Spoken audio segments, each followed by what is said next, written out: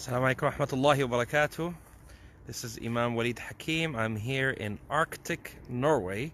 We just finished our tarawiix salah. The masjid is this way. Yes, and I want to show you the midnight sun. You've heard about the midnight sun before, but I'm actually going to show it to you now, subhanAllah. So this is it right behind me, as you see over here. It's just gonna touch the mountain. It will look like a sunset, but at this time of the year, we don't have a sunset. And something else that will shock you, subhanAllah, is that this is actually west, right? But the sun is not setting in the west here. Actually, it's not setting at all. It's actually in our north. Why? Because this sun keeps going around the sky in circles. It doesn't set, it just keeps going around in circles all day. And if you look behind me as well, let me see if I could see it here. Something else beautiful I want to show you. Yes, here also, here we have a full moon. So we have the midnight sun and we have the full moon, and the midnight sun is still behind me here in the mountain. You could see it, subhanallah.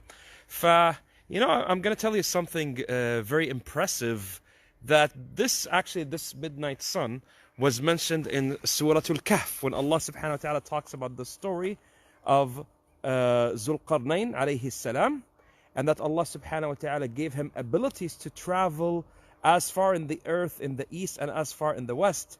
And during these travels, Allah subhanahu wa ta'ala says that he went and saw some people who Allah did not give any coverings from the sun.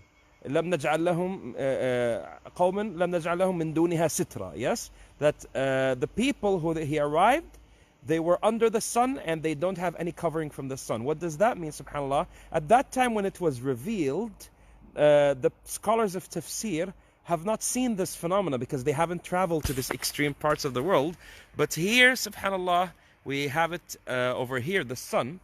And it just went behind the mountain. I'm going to walk a bit more so it appears again. There you go. You see it again. Subhanallah, I just have to follow the mountain. So Allah says that there are people on this earth who cannot take covering from the sun, meaning in the sky. And that's true, subhanallah. Here, if you're in the Arctic, in some places, if I didn't have these mountains, you would see the sun all day, all night, subhanallah. And you could see, even though it's summer and most of, I'm sure in your country now, it's 32, 33, 34 degrees. If you're in America, it's maybe 100 Fahrenheit. But here, look, I'm wearing still winter clothes. You see that? I'm trying to keep myself, look how thick my jacket is, subhanAllah. So that's beautiful Arctic Norway. And it makes our fasting also very nice, subhanAllah, because we only have to deal with the hunger, but the thirst, alhamdulillah, in this weather, it is hard to feel thirsty, subhanAllah. And most people now are already asleep because they have work, but Muslims are awake because they just finished their taraweeh, and soon, inshallah, they are going to have their sahur. And someone say, how do you fast over here if you don't have sunset or sunrise? What do you do exactly? Now, of course, there are several fatwas, but the Muslims gathered together and they wanted to choose something that unifies them in this region. Alhamdulillah, about 1,200 Muslims. Many of them come from smaller towns around us here in Arctic Norway. So they follow the fatwa that came from Al-Azhar about following Mecca time. So we follow Mecca time, so that's why when we break our fasting, the sun is in front of us, and some of you say it's haram. Well, the sun doesn't set, so what do you want us to do exactly? That's what we follow. And then after this, we also follow Taraweeh on Mecca time as well, and Fajr on Mecca time as well, alhamdulillah. It's not going to last like this, because in just a couple of years, in Ramadan, we're going to have a real sunrise and sunset, and then we will have to follow the local time, and it's going to be very long, almost 22 hours. Subhanallah, except people who are sick or old or have a reason not to fast. But that's you can hear the seagulls over here. We're just on the sea. We're near the ocean. You might say, subhanallah, how is it? It's actually a bit warmer here than most of Arctic Norway. Why? Even though we are above the Arctic Circle already. We're just a short flight from the North Pole. But it's green over here because we are near the ocean. And the ocean gets warm waters from the Gulf of Mexico, which, alhamdulillah, keeps us a bit warmer here in winter. Yeah, so that's the that's over here what we're doing in Arctic. Now you could see there is oil refineries here in Norway, because you know that's the Norwegian economy depends on oil in this region. I think if there was no oil, Allah alam, if there would be some people living over here, yes, because most people, more than 70% or 80% of the Norwegian population is in the south of Norway, and only a small number of people here. And I say, subhanallah, what Allah subhanahu wa ta'ala sent Muslims over here. Why? Because Allah subhanahu wa ta'ala wants people to know about Islam everywhere we go. Everywhere we go on this beautiful earth of Allah subhanahu wa ta'ala, there is someone who people could learn about the Quran and learn about the Prophet ﷺ and his message.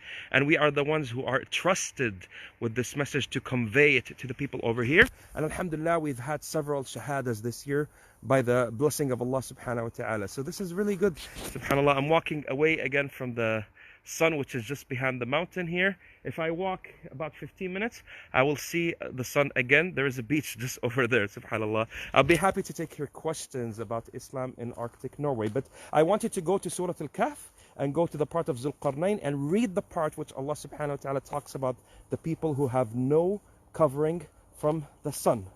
Yes, alhamdulillah that we have this over here. It's a very beautiful phenomenon, inshallah. And again, my home is just over here. Inshallah, if you come, I have a guest room. I would be very happy to host you in my home, inshallah. I'm not just saying this, I'm saying this for real, inshallah. If you come here, the city is called Bodo, B-O-D-O, and you are more than welcome. And I happen to be the imam here, alhamdulillah. And inshallah, it would be beautiful to have you here. Bye. Who is here? Let me see. MashaAllah, I see my brother Tawqir. He's also from Norway, but he's from the south, so they follow the local time. Feel sorry for you. Assalamu alaikum, akhi Tawqir. MashaAllah. Bye.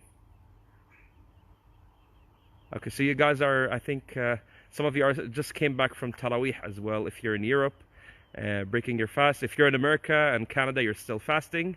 If you're in Australia, you're probably not watching this because it's too early in the morning for you to watch this. Bye. Jazakumullah khair, and I would be happy to answer your questions in the comments section, inshallah.